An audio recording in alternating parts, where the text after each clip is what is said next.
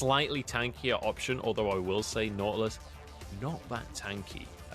So you can find yourself in a bit of trouble there, but overall, I actually don't dislike this composition from TT. I feel like they have a solid front-to-back team fight. It's not the most exciting composition in the world, but it certainly ticks a lot of boxes, and Breathe going with the Gangplank is not something I was necessarily expecting, but it gives him a lot of space in that top lane. Yeah, I feel like you're looking at the side of Team WE. This is keep TT at arm's length at all times. Very, very difficult to land anything really on top of this Team WE squad. However, like you said, for TT, if they land a Dredge line, if they are able to get on top of AD Carry or the mid laner on the top of Team WE, they will be melted with single target CC and damage. So there are definitely pros and cons to both sides. And if I was to say which one I feel is a little bit easier to execute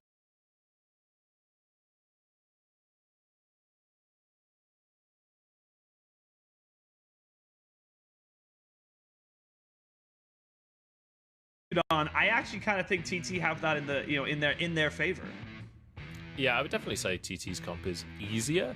I think WE, this is one of those comps where you can kind of tiptoe around the idea of fighting for a while, trying to get some poke out and trying to look for an opportunity.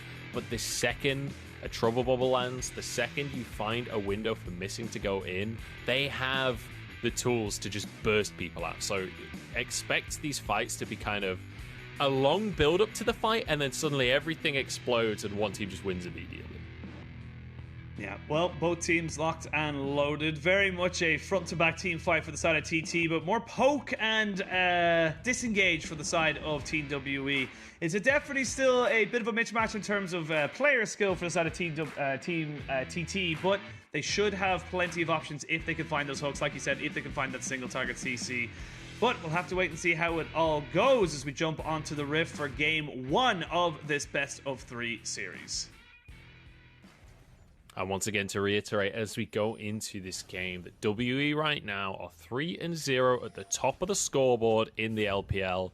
If they win this series, they will have sole possession of first place in the standings. TT, kind of on the opposite end of that scale right now, is when you look at the standings, they're in 15th place, they're 0-2. They really need to get themselves a series win on the board. So far, only a singular game win in the LPL. So for me, looking at TT, I just want to see, I need them to give me a reason to believe in this squad. I want to see some glimmers of what is ahead for these players.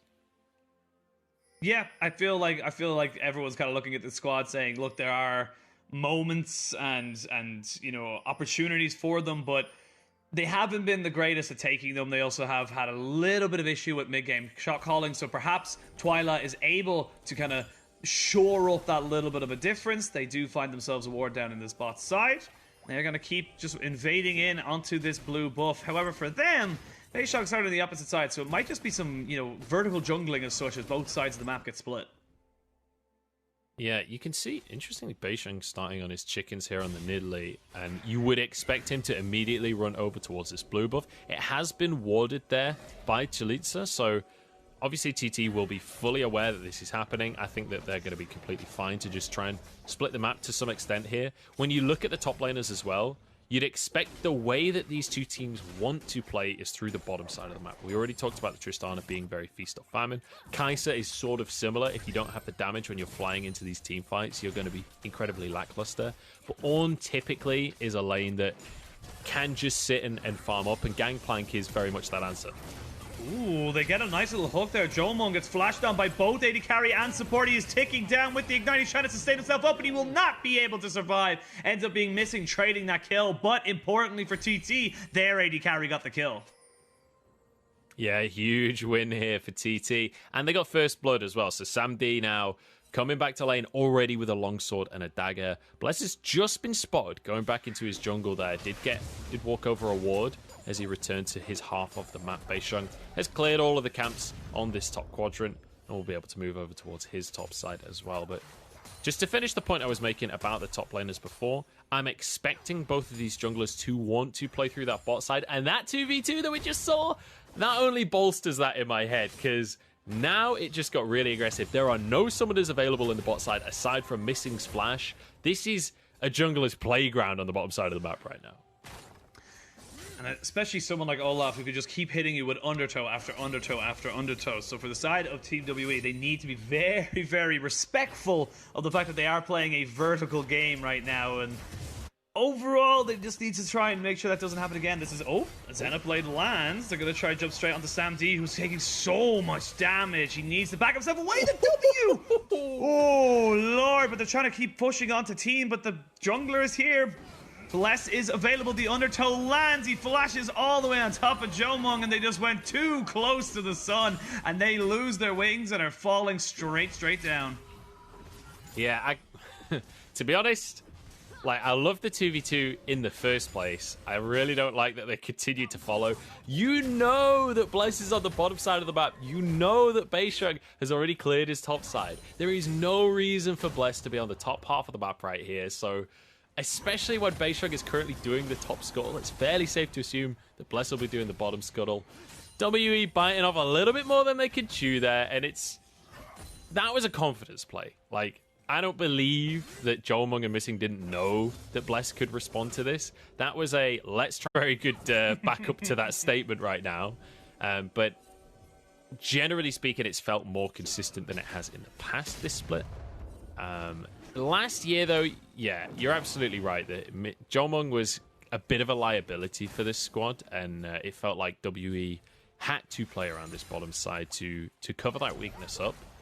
And now, especially this year, when we're talking about the fact that Beishang has other lanes to play through, Jomung is going to have to be on better form more consistently, because he's not always going to have that safety net of his team playing through his lane. He's going to have to make sure that he's, on the ball when the team's playing around other lanes. And for Team WE, we talk about some of the best teams that we've seen from this league, and generally speaking, they have an amazing bot lane, they have an amazing top, they have amazing pretty much all around the board. You can't really afford to have a weak side when you want to be on top of what I would argue is the most competitive region in the world. I have to stop myself on the point here is they land the hook, and Jomung is dead to rights. Missing will almost certainly be Dove here, but no, he's just a little bit too tanky. He's a Leona at the end of the day, but this is just not going well for Team WE, but fantastic for TT. Sam D is getting the exact same start we wanted to see for him on this Tristana. And he's a Tristana, so he'll get at least one turret plate here. There's potential for more, but I think he does need to be careful, because Missing can get a kill here, actually. Very close. The cleanse been used, and the ignite goes down. Tick, tick, boom. Sam D just overstaying a little bit for that turret plate and gets punished pretty hard. Nice play from Missing. You gotta praise the sun. That's all I could say about that one. You can tell Sam D has not played Dark Souls. He doesn't know about Solaire. He didn't know that was coming. You gotta respect Leona. She has a lot of damage. She's real strong right now. And when Ignite's available, you can't walk that close. You're not allowed to do that. Yeah, you gotta be respectful. I feel like both AD carries are just not respecting the full-on engage and early game damage you get from a Nautilus and or Leona. So both sides feeling like they're maybe a little bit more powerful than they should be. And that does end up kind of equaling the gold. The gold's really not gone anywhere. TT do have a kill advantage. They took that Ocean Drake as well, so they've got that stacking for them. Twyla, a little bit behind in this mid lane. It's always kind of difficult to see how the Syndra versus Zoe matchup will go, but for Shanks, this is positive for him. But I want to see what Beishang could do, because actually someone in this early game we haven't really spoken about because he hasn't really done anything has been Beishang. He's kind of just been farming on his own, and he's actually behind on farm despite Bless having ganked bot almost twice now. Yeah, Beishang having a bit of a slower start. Certainly not the way that he wanted to be playing this game. But really, really nice invade early on from Bless and the gang on that bot side to take away the blue buff and to split the map.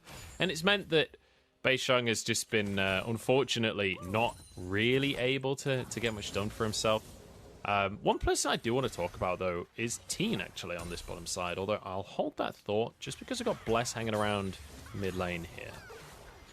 Now there's a potential for a Scout of the Week. Triple Bubble lands just to dissuade anything. Bless has to keep himself here, but as that happens in the mid lane, the bot lane goes absolutely ham. Solar Flare lands on the Teen, who misses the dredge line. They are not focusing on the Sam D at all because they know they can kill off this support, but a great charge there from Sam D. Almost takes down Jomung. I like the idea. Tried to misposition the Kaiser. Doesn't quite work out for them. Now Chalita's in a lot of trouble. He has to flash. There's the Cannon Barrage, and that's going to be an easy, quick kill for Breed in the top side. TWE seem to have woken up and come to life.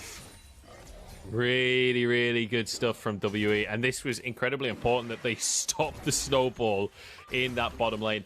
Actually, really well played by Sam D. Almost managed to turn that one around. Oh, no, it's a bait. It's a bait. It's a bait. They knew it. They had the Leona in the pocket, and oh, Sam D, he got greedy. He saw blood in the water. Oh, that's unfortunate. Look, I actually really respect this from Sam D. This is the Tristana mentality. This is how you got to play when you play Tristana. He thought that he could sneak it at the end of the recall, was hoping that Missing had finished his recall earlier. I'm actually not sure if he wins that 1v1 at that point, because I don't think his jump procced on the E. So at that point, it's Hail of Blades versus Hail of Blades. It's pretty up in the air, to be brutally honest. But look, when you're playing Tristana, I think this is the way that you have to play the game. I respect the attempt, because even if you can't get the kill, so long as you can get your bomb off, you can usually jump out. So I actually like that level of aggression. I think a lot of people don't necessarily agree with that level of aggression, but I like players that want to make it happen like that. An A for effort. I think that's it's like one of those teachers. You can see a student trying really hard. And it's just like I don't want to criticize you, even though you're wrong. But an attempt was made, as you said so rightly. I just love that this bot lane isn't anything to do with junglers. These guys just want to fight, man. This is so much fun to watch. And with a Kai'Sa, with a Tristana, like, these are champions that want to be fighting in the early game. You don't necessarily... I mean, I talked about Tristana being this crit 80 carry that later on, once you got a few items, then you'd be fighting for dragons and things. But if you can get the ball rolling and speed those items up in lane, the bomb does insane damage. The burst damage is absolutely bonkers. Now, unfortunately, as I was going to talk about Teen, he did get caught out and then he missed his hook on the tower. Very unlucky. But one thing I do want to mention about Teen is that this is a guy that was on JDG's academy team for a couple of years. This guy was training under Lumao. So you can kind of see that aggression that you expect from Lumao in the laning phase shining through a little bit in this game and the way that these guys are playing the 2v2. And his mechanics have been pretty on point aside from the escape. So Teen is one of the players on this squad that we don't know that much about. He's not a well-known player, but there's potential there. In the meantime, in the top side, though. Yeah, and actually something we didn't really get to talk about as much because there's just so much action in this bot lane is that with the lanes kind of set up as such, we are seeing Bless just hover towards this bot side a lot more. Solar Flare goes down, lands onto Teen. Yeah, I'm going to try and go on a Missing, however. Can only tank so much. They do have to use themselves the explosive charge, and this is kind of the bot lane. They just want to keep going. They want to keep fighting. They don't want to try and, give us time to analyze anything. They just want to keep getting at each other's throats. I love watching Missing play. Here we go. Fight's not over. So fight is not over. The dragon has been started down to about half HP. It is the Cloud Dragon, so it is actually quite hard to solo out. There's a lot of single target DPS. Need to be very careful how much you actually tank off this. Down to 1500. They are going to pop down the Ragnarok. It will be secured by TT. And they get themselves 2 dragons, get themselves out. Nicely done there by TT. Get themselves that dragon stacking. Now they're only 2 drakes away from a potential Infernal Soul. Yeah, good little start here from TT. They do get it. It was a little dicey, kind of a 50-50 smite, honestly, but they get it at the end. As Sam D manages to dodge that Void Seeker there. But yeah, man, I love watching Missing play. There are 3 players underneath the tower, and Missing's like 2v3. I like those odds. Just goes in with the ult immediately. This is my kind of support player. And it's so much fun to, like I said before, I'm having so much fun just watching this team.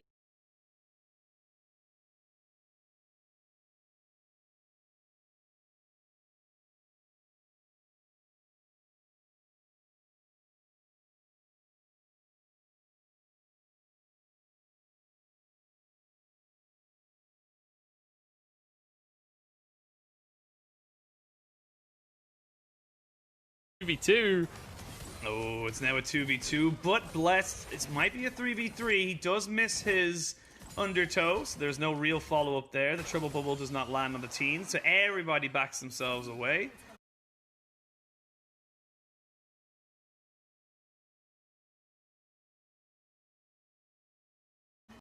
And overall, it's still... we calm down. We can breathe for 2 minutes because it is... No, he's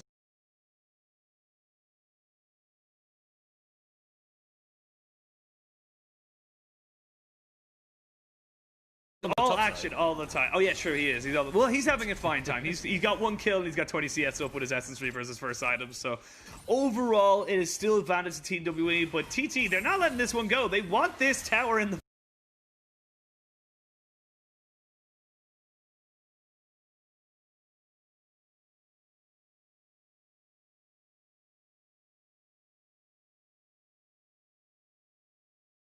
bot lane. They want all the gold they can possibly get, and they want to have it now. Yeah, but well played by Beisheng here. He reads the play. He's able to match on the bottom side of the map. That CS discrepancy we saw before is pretty much diminished entirely. Bless will be rooted. They don't have any more follow-up. That's the long-range burst we were talking about before, though. When we said in the draft, we've got a Nidalee here, we've got a Zoe here. That's that long-range burst. And again, very much in favor of Team W right now, and I feel like this gold lead, yes, it's only just under 2,000, but it just becomes so much more difficult for them to make these, you know, big plays coming out overall once they get the items onto the Gangplank, onto the Zoe, who can just keep you at arm's length at all times. You'll need to try and catch someone out with the, you know, Twyla Syndra or with the Ornhorn from Trelitza. There are opportunities for you, but you need to make it happen yourself. You can't play reactive here if you're on TT.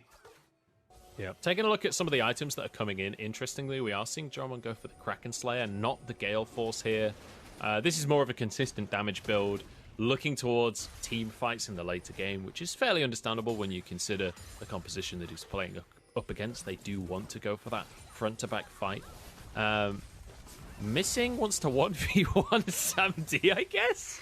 Actually going to force out. He is 202. Like, he's a big support. Look, like I said, I love watching Missing. This guy is not afraid of anything. Yeah, one thing I do want to point out at the scoreboard, though, Beisheng has actually gone for the Night Harvest here. I was hoping that we would get to see the Moonstaff build, where you go for the Moonstone Renewer and the Staff of Flowing Water. It's incredibly strong.